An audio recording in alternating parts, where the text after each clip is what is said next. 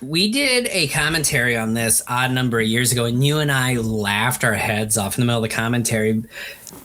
And here's another thing. That's another difference. Obviously, I didn't put it as the big difference because it's one little moment. That is another difference because in the Danish version, they don't include that crayon-looking farmer sliding down Reptilicus's throat. That was done by the American production company. And you can see it like right on. Welcome to Go Kaiju Show Take 3, where we have a healthy obsession with Kaiju. I am Kent, and with me is this guy. Jason, how's it going, everyone? We were about 50% of the way through the podcast, and Jason... You said a third away, now 50%.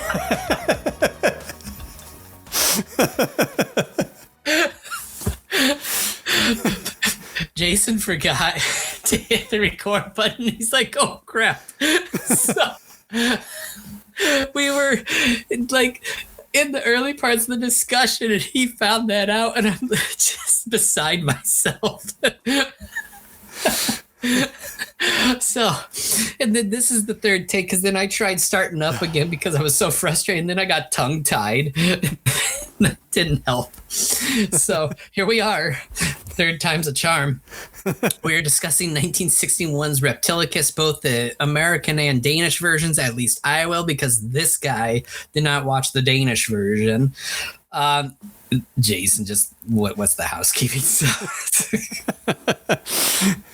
Yeah, if you see a subscribe button down below a video, wherever you're watching us, hit the subscribe button, smash the like, watch us on the streams down below, and you can watch both video and audio versions of the episodes on our website at gogokaijushow.com. Plot synopsis for Reptilicus for the second time. Oops, I about read my final thoughts. That would have been really bad, too. This is just not a good outing here. Okay. Yeah. This is what happens when we're out for a month doing some other stuff. Like this guy over here is pretty busy with other things. I was, yes. All right. During a copper mining excursion, damn, I'm hating having to read this again. The excavation team discovers some flesh and skin of an unknown creature beneath their feet. The specimens are taken back to the Denmark Aquarium in Copenhagen to be studied further. After a segment of the tail is discovered, it is realized that the original drill wound on the tail is in the process of healing, and the rest of the tail is regrowing the unknown creature. After the tail is placed in a nutrient bath for a while, what emerges is a full-grown creature named Reptilicus. Reptilicus escapes the aquarium and proceeds to rampage across Denmark. In the Danish version, Reptilicus also rampages neighboring countries. Reptilicus appears to be unstoppable and is able to move across land, sea, and, in the Danish version again, air. In the American cut, it's able to secrete a poisonous venom. During a water-based depth charge excursion while looking for Reptilicus, Dr. Otto Martins discovers that Reptilicus can regenerate any part of its body that is blown off. Just as the bombing ceases, one of Reptilicus's front legs is blown off. Reptilicus returns to land and proceeds to attack Copenhagen. Frustrated as to how to kill the creature, Brigadier General Mark Grayson resolves to simply blasting Reptilicus to bits, collecting the bits, and destroying those as well. But Dr. Martins implores Grayson to not proceed with the plan. Sven, the miner who discovered the fleshy bits to start the movie, makes some comment about wishing a hypodermic could be used on Reptilicus after Dr. Martins suffered a heart attack earlier and becomes mostly bedridden the rest of the film. General Grayson gets an idea, and along with Sven, Connie Miller, and Dr. Martin's eldest daughter, Lisa, they make a chemical concoction at a nearby university that is loaded into a shoulder rocket launcher and shot into Reptilicus's mouth. The chemical, moments later, puts Reptilicus down permanently. The camera takes us to the bottom of the ocean to view the arm Reptilicus lost early in the movie as it slowly moves, and the movie comes to a close. So, this was a movie that the Danish and American versions were made simultaneously. And all but one member of the cast returns for the American edition. The person who was replaced was the actor who plays Connie Miller, and she was replaced by a blonde German girl, And the reason why she was replaced by this other actress was because the Danish actress could not really deliver the English lines as well as her co-stars. So they brought in this other actress to basically at least mouth the English dialogue. And so all the actors anyways had their lines redubbed anyways after the fact. There are 3 differentiations between the Danish version and the American cut of this film. These 3, I think, are what really distinguish the 2 versions. Not one version. Here I go again. This is the second take and I still mess it up. One change is that in the Danish version, there are more romantic scenes involving Sven and Dr. Martin's youngest daughter, Karen. These end up happening, maybe anywhere between 3 to 4 times. There's even a scene between the 2 girls, Lisa and Karen, about, I guess, Karen's past love life. I mean, all these scenes do is kind of slightly bring us more character development. But otherwise, look, let's be honest. The love story here, if you've seen the Danish version, just slows the pacing down. Another difference is that the American version doesn't include Reptilicus flying around on bat wings. They just thought it was silly and didn't bother to include it. And then the final difference is that in the American version, they have Reptilicus spew out a poisonous venom or acid, whatever you wish to call it. And there are some smaller differences there, here and there. Again, the American cut in a few areas either reorganizes a couple scenes or cuts some scenes a bit shorter. But the 3 that I just mentioned are really the biggest ones that differentiate the 2 versions of the film. Otherwise, at its heart, it's the same film, just one different actor and different pacing as well. So yeah. Final thoughts are that. But I was telling Kent about this, that I think it was sometime last year that I got the film on 4K here, and I did manage to watch it in 4K, and like with some of the visual effects on here and stuff, and it was a bit grainy because, you know, there was a lot of gripes and stuff with people saying with a lot of the upscaling of of these movies to 4K, and there's quite a bit of graininess here and there. It's not quite as bad, but you can still definitely tell in certain areas throughout the film. But as far as the visual effects and some of the things in there, boy. It's just, it does not look good, especially the one scene where the one farmer was going out when when the house was getting destroyed. It was in the middle of the movie. Boy, that was, it did not look good. It did not age well and everything. We did a commentary on this odd number of years ago, and you and I laughed our heads off in the middle of the commentary. And here's another thing. That's another difference. Obviously, I didn't put it as the big difference because it's one little moment. That is another difference because in the Danish version, they don't include that crayon-looking farmer sliding down Reptilicus's throat. That was done by the American production company. And you can see it like right on the cover there as well of the farmer guy. How is he in a city now? That makes no sense in the context of that picture. No clue. And look at the Peterson guy. He looks really cartoonish. You know what? Okay.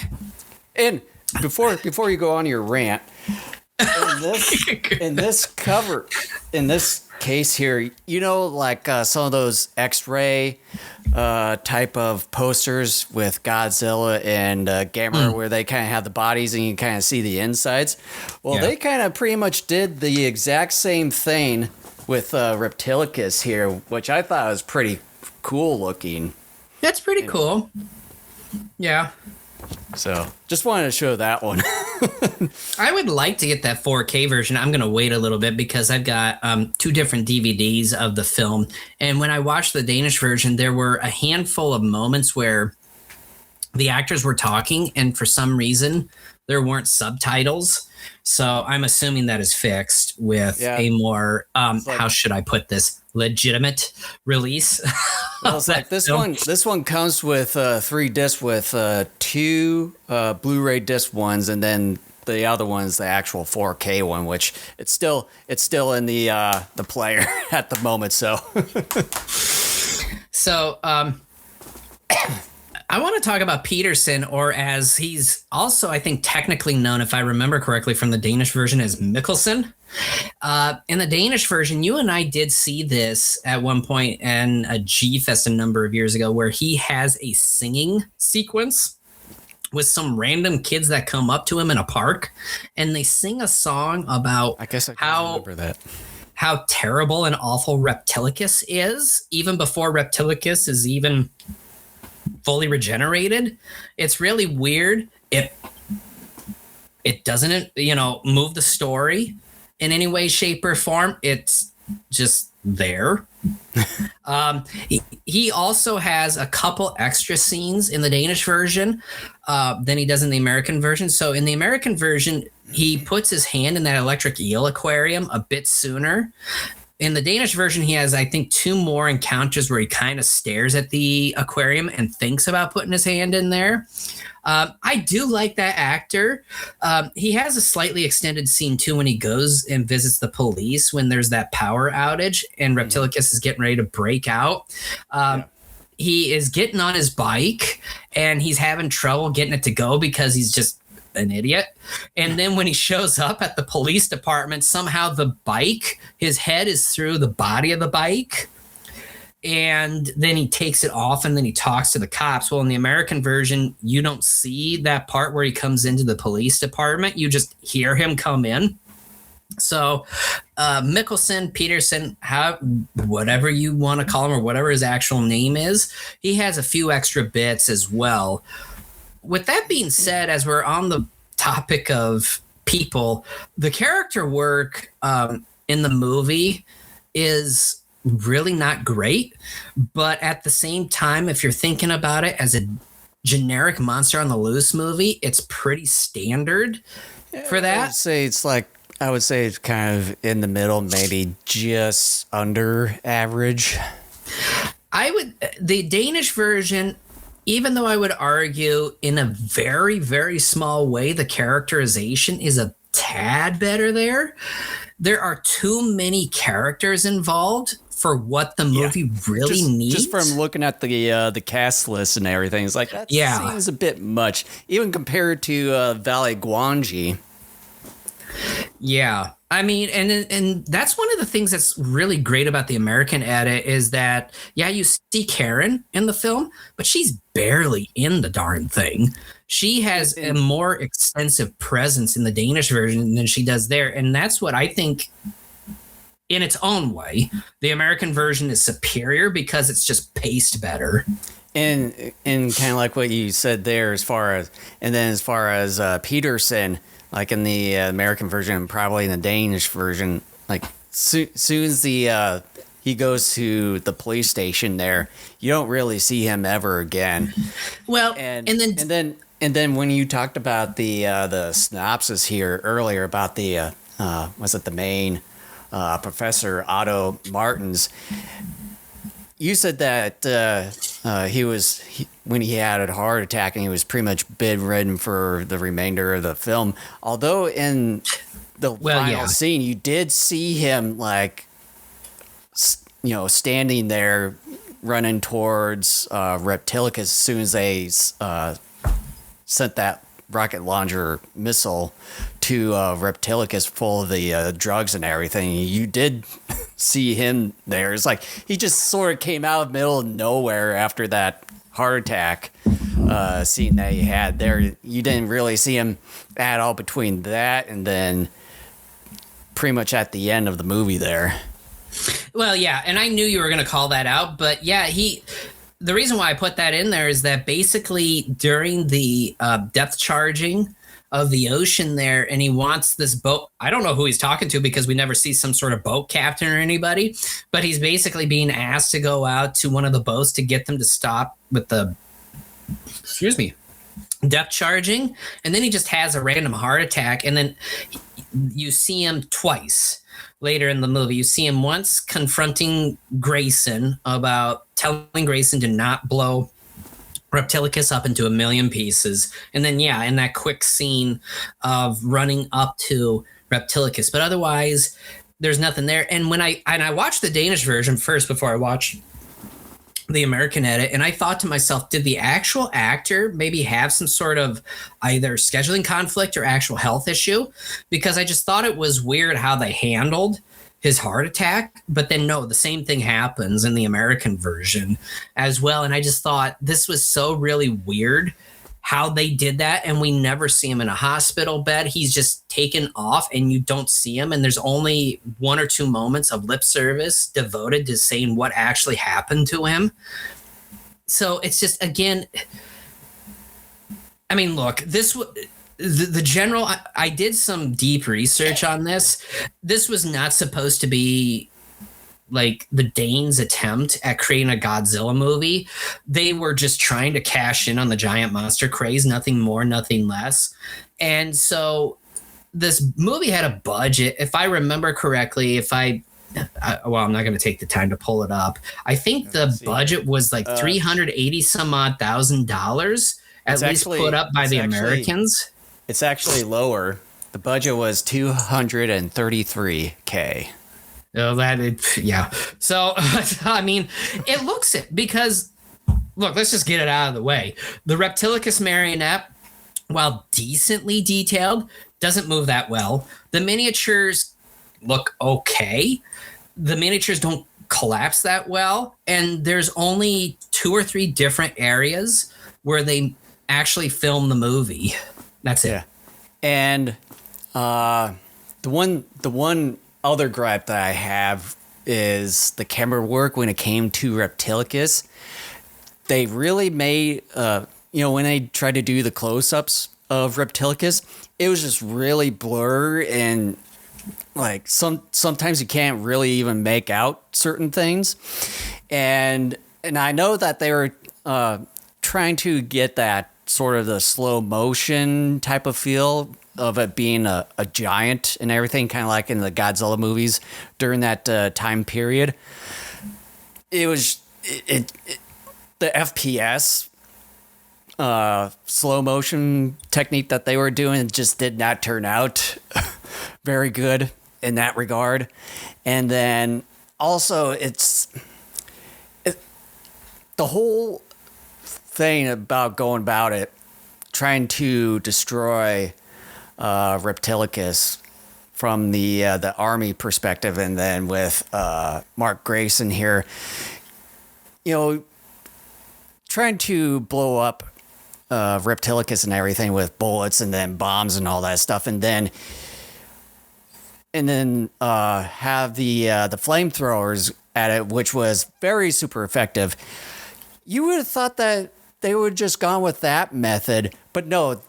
After that, there was nothing about solving the whole Reptilicus thing with the whole flamethrower thing. Just throw a bunch of more bombs and bullets at it. Some more. Yeah, I mean, I was thinking of that too. That's just bad writing, dude. Because, yeah, I was thinking of that the whole time. I was even yelling at the screen when I watched the Danish version first. When I'm sure Martins and Grayson were confronting each other, he was like, well, I don't know what to do. And I'm like, use the flamethrower. Use it. It seemed to be more effective. Because the way they talk, that Reptilicus's hide is almost impenetrable. And I'm like, the flames actually looked like it did damage. But yeah. You also brought up, the scenes, the close-ups. What you're talking about is in the American version, because that doesn't happen in the Danish version. The American version, what they do in a number of sequences, they have more of those shots where it's a close-up and then they slow it down. And they reuse 2 or 3 different shots every time that they do that, including one of the shots that happens earlier, even in the American edit, of Reptilicus slithering away from the countryside. And those shots are distracting. They're obvious as to what they're doing. And like you said, they're grainy. Mm-hmm. They're grainy. None of that shows up in the Danish version. The Danish version, you don't have any of that. They're not reusing any of the footage or anything like that. They don't have any of the close-ups or the slow-mo bits or anything like that, let alone a crayon-drawn farmer sliding down his throat. So that's where I think the Danish version is very superior in many ways. The American version, I would say, is more superior in terms of its pacing because, like I said earlier, it more or less omits Karen. It omits most of the lovey-dovey unnecessary romantic scenes and stuff like that. So the movie is not only about 10 minutes shorter, it just moves faster as well. Also in both versions, and I don't quite understand it. So the scientists and the miners, they make this finding, right? And yet somehow the UN thinks they need to bring a general to look after them long before this thing even becomes a monster. And even then at the time, they don't even realize what's happening. Again, it's bad writing. Let's just call it out. It's bad writing because the general should not have even bothered to come in until Reptilicus actually appeared because it makes no sense. If it's a scientific thing, why would any military personnel need to be there? There's just no point to that. By the way, the actor who plays Mark Grayson is also an actor, and I don't know if you've seen this movie. It's really good. It's kind of it's a really interesting movie, and it messes with your head a little bit near the end. It's a movie called Journey to the Seventh Planet. They visit what is the seventh planet? Neptune or something like that. It's not Uranus, that's for sure. Well, no, it's right here. But it's really interesting. I would recommend you check it out. I first checked it out on Netflix many years ago. I don't even know if they have it now, but I found a DVD copy of it. It's a really unique and fun movie. If you like a lot of classic, interesting sci-fi films, that's one worth checking out. But yeah, it just makes no sense for the character of Brigadier General Mark Grayson to be coming in early as he does in the movie. And I find it really odd too that our main characters simply call him Mark, whereas in real life, and we've seen it in other movies as well, where if you have a military commander there, even just a private, you address those individuals at least by their rank. You would say private or Private Jason or general or, General Kent or something like that. Like you would not say, hey, Mark. Oh, Mark. Hi, Mark. This isn't some Tommy Wiseau movie. Okay. I mean, could have been. Maybe. I don't know how old Tommy Wiseau was at the time of this. Maybe he was a little tyke. Maybe that's how he got his idea for his own movie, The Room. He decided to watch Reptilicus and somehow made his own twisted version of a movie out of watching Reptilicus. Let's see, when was he born? I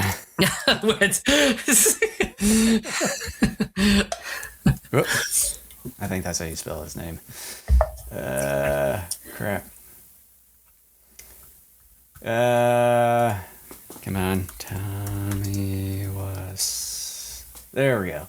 Oh, okay.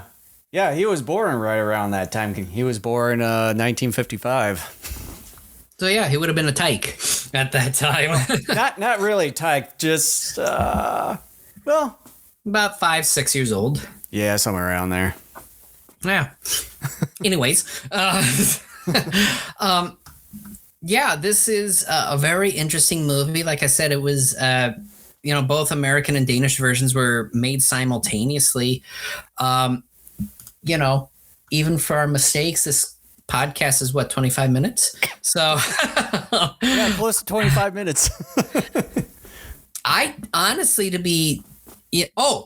really want to talk about the compound. This I think is a big weird thing that somehow got messed up in both versions of the movie. So in both versions, they are making this chemical compound and they shoot it in Reptilicus's mouth because the mouth is the most vulnerable part of the creature. Before they even make the compound and shoot it off, they were talking about making a chemical compound that would knock Reptilicus out so that they could then, via Dr. Martens, properly dispose of Reptilicus. In both versions, they say that, but then they shoot it off. It hits Reptilicus in the mouth, and that kills him. Even though they said, but before they even made the compound, that was supposed to knock him out, so they could then properly kill him without blowing him up. And was it you bring this up? And I was actually thinking about this myself when they were talking about the drug, and when it gets to the ending, and then having was it the couple of gals, and then the professor running towards it, and then you have the blown off leg at the end, and then end scene. And I was thinking to myself, they shoot this missile full of drugs and stuff. What's the aftermath of everything? Are they gonna sort of try to keep it in some sort of containment or whatever? Because this is not technically the end of the movie and stuff. I don't even know if they were planning on it, but whatever. It's it just gives you a lot of the questions until you bring that up. It's okay, so that what they said and shown doesn't really add up. Well, no, it doesn't. And okay, the exchange Grayson and Martens had, near the end, Dr. Martens is being a gigantic dick in that scene because Grayson is basically saying, look, I am part of the military. The only way I know how to kill something is to shoot it or to blow it up. And he's basically asking Martens, what do you suggest? And Martens, I forget the exact words, but Dr. Martens essentially says, it doesn't matter. And I'm going, that's not helpful. You can't come to him, tell him not to blow it up because it's a bad idea, and then he asks you, well, then what is the proper way of killing it? And then you go, it doesn't matter. What? Well, it's you had the super effective flamethrowers. You should have seen that right in front of you. You were there witnessing it. Again, it's terrible writing. I'm not blaming the actors. I'm not going to blame the characters because the characters are the result of writers. So it's just, and I've seen a lot of bad movies in my time, and there have been some really stupid movies that not only have I seen, but that we've covered on this podcast. But that particular moment was one of the worst moments I've ever seen in a movie like this, because usually the general is like, well, I'm not going to listen to you. No, this is a general that is the opposite of that, because he goes, look, I only know how to blow things up. What do you suggest? And the doctor goes, it doesn't matter. What? Usually the doctor is like, no, you gotta burn it with fire, or you gotta inject it with a poison, or do something. And the doctor is the villain here. Let's just call it out. Martens is the villain of this movie. Just completely incompetent. Yeah, because he goes, it doesn't matter. I don't give a shit anymore, man. I know. And then I'm just like, you know what? I don't care about this movie anymore. No, done. Yeah, and it's in both versions. Even in the Danish version, he basically says the same thing, where it doesn't matter. And it's well, no, it does, because you have proven that, but also your findings suggest that, and you're telling him not to blow it up. So that tells me that you should have some sort of backup plan, and you're telling him it doesn't matter. So it's telling me that you're keeping something from him. Yeah. Oh. Want to go final thoughts?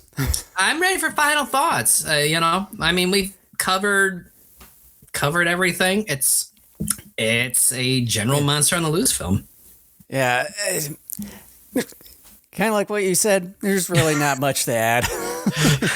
I mean, if you see the movie, it kind of speaks for itself. And then it's like if you got the I don't want to mispronounce it. It's vinegar syndrome. There was a point where I mentioned to Ken, I said vintage syndrome. But if you watch the 4K version of it, just have low expectations when it comes to the visual effects of it, especially with what they call the acid slime in the American versions. Like, it doesn't quite look as good, like it doesn't quite age as well, particularly the farmer scene. The farmer never looked good, even in standard def. So yeah, it's like the shadow shading and everything is like, this is that part probably was one of the worst visual effects I have seen thus far. Okay, I'm calling time out here just for a second. I got to go on a quick rant here. You are bringing up something, and I know I've talked about this on the podcast before, but why, just why, are we taking old films and trying to make them into high definition? I sort of understand it because people want it, but more than anything else, it's about making money from these companies, and I'm okay with that because, look, you got... And I can guarantee you right now, you got probably a better Danish version of Reptilicus than I do here. Because like I said, there were a handful of moments where the actors in my version spoke, and for whatever reason, there were no subtitles. I'm sure that's all fixed in your version. I am glad that these films are available, but why do we have to upscale them to high definition? You can put them on Blu-ray, and I'm sure you don't need to necessarily transfer them to any sort of high definition. You could probably keep it in standard def and still put it on a Blu-ray. And then at least on the was a disc 2 of the Blu-ray right here is the 95-minute original Danish version. And I don't get, and again, like I said, I've talked about this before. Any film that was not originally filmed digitally does not need a high def version unless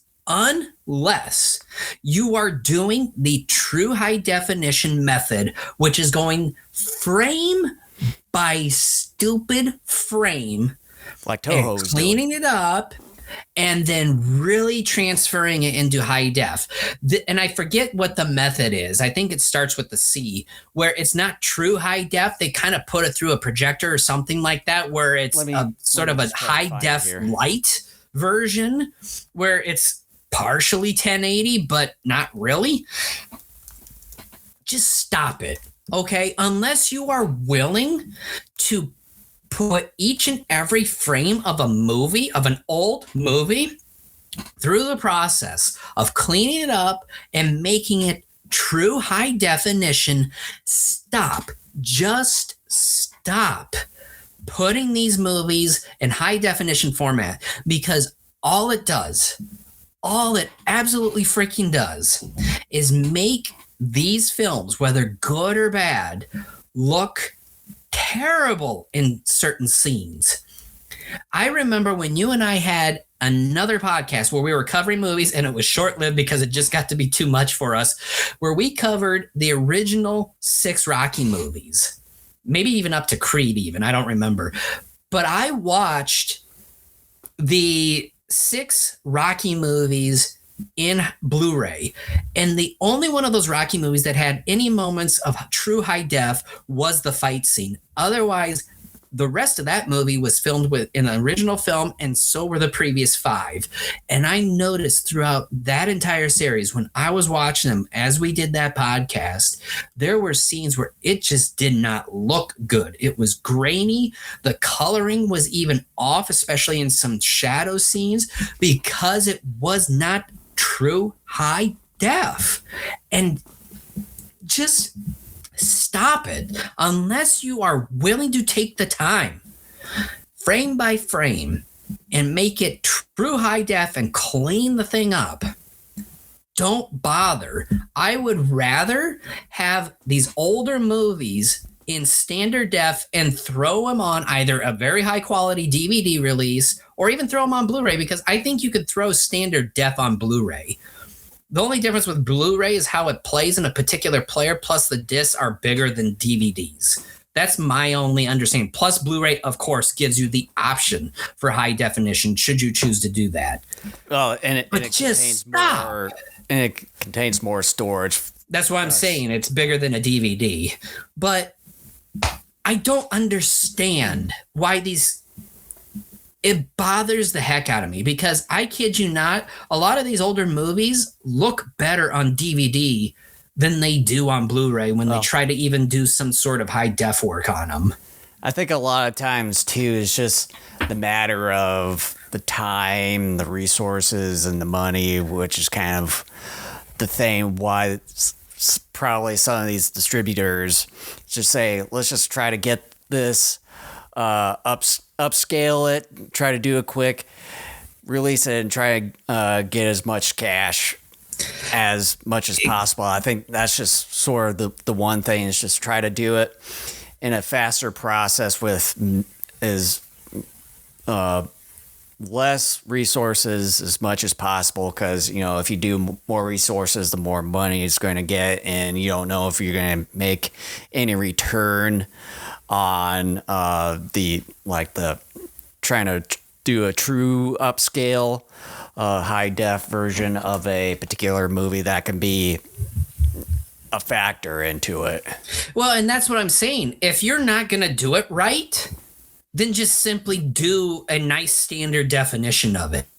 You can still throw it on a Blu-ray or something like that, but just leave it in standard definition format. That's all I'm saying. Mm-hmm. But I'm sorry. Continue your final thought.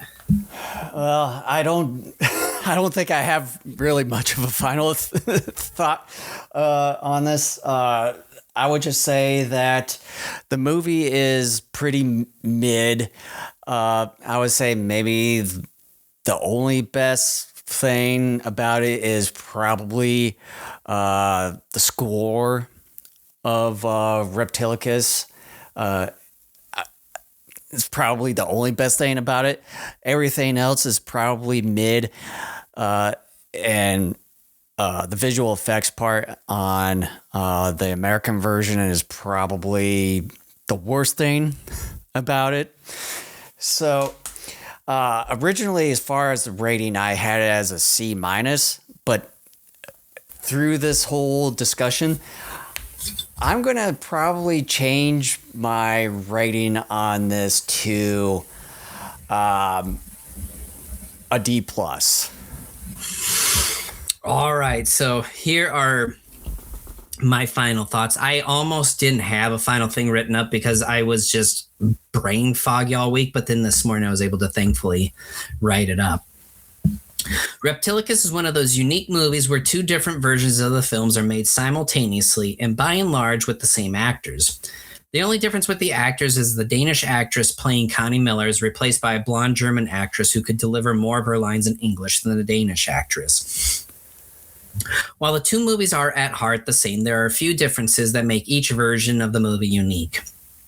Those three differences are that the romantic scenes between Sven and Karen are removed, Reptilicus flying around on its wings is removed, and the addition of Reptilicus shooting a poisonous venom. The Danish version, in some minor respects, has the better character development with a few extra scenes, with some of them as well, of course, the tropish and non-plot driven romantic scenes. Even the Night Watchman, Mickelson, as he's known here, gets a few extra scenes, including a ridiculous singing sequence where he and some random children sing about how monstrous Reptilicus is before it is fully developed. The Danish version also is more bloated with more characters. Boy, that was bad writing. Is more bloated with characters that don't add anything to the story, and so the again, brain farts all week. In contrast, the American version of the movie is about 10 minutes shorter and significantly more streamlined in its storytelling. But the American version has its flaws too. I believe the omission of Reptilicus flying around, regardless of how silly it looked, took away some of the menace of the creature. I also cannot believe they thought it was a good idea to composite a terrible crayon-like version of a farmer falling into Reptilicus' mouth during one of its initial rampages. You like saying that phrase. And that's because that's what it looked like.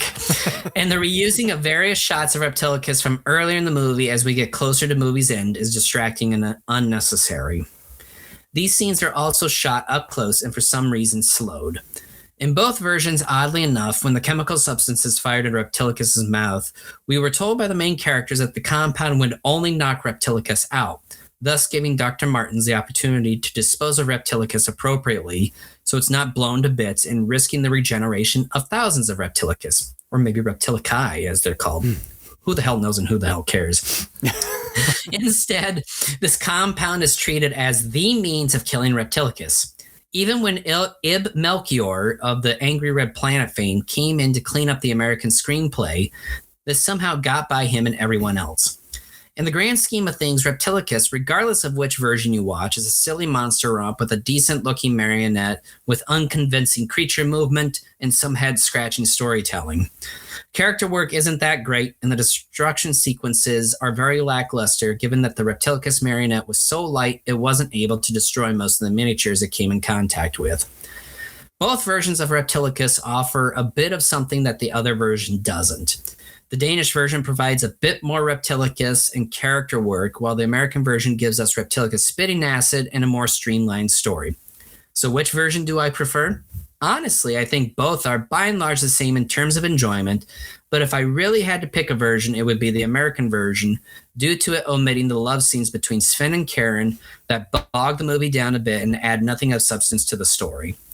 Nevertheless, Reptilicus is an okay monster flick, whichever version you choose to watch. And I gave it a C. Oh, wow. It's fine enough. With all that complaining and everything, you tell me. That seems a bit high. Well, here's the thing, okay? Let me give two separate scores then. I will give the American version a C, and I will give the Danish version... No, but the Reptilicus flying scenes in the edition kind of make up for the love scenes. They're both a C. Because I do like me some more Reptilicus in the Danish version, but the American one is more streamlined and I think easier to watch than the Danish version. So, yeah, I think both versions are a C. It's fine. It's a very problematic movie in its own way, but it's still enjoyable enough that if you're looking for some monster action, it's not. You could definitely do worse, but it's not the greatest you're going to find either. Mm-hmm. And so with that, here in a couple of weeks, we will be doing Ultraman Ginga, actually on Jason's birthday. Unless he doesn't want to do it on his birthday. Yeah. We'll see. We'll have to talk. So, regardless, we'll be doing Ultraman Ginga, the 12-episode series, on our next episode. And, yeah, that's what we're going to do the next time. Hopefully, Jason remembers to hit the record button early. Yeah. Not two-thirds of the way through the episode. So, again... Make sure to hit the subscribe button as well as the smash the like button. And you can also find us on the following streaming sites that you see listed down below and follow us on the following social media networks. And you can find both video and audio versions of our episodes at our website at gogokaijushow.com. Thank you so much for joining us, and we hope to see you in a couple of weeks where we talk about maybe our favorite suited tokusatsu hero, Ultraman. Maybe. Well, we'll see you guys next time.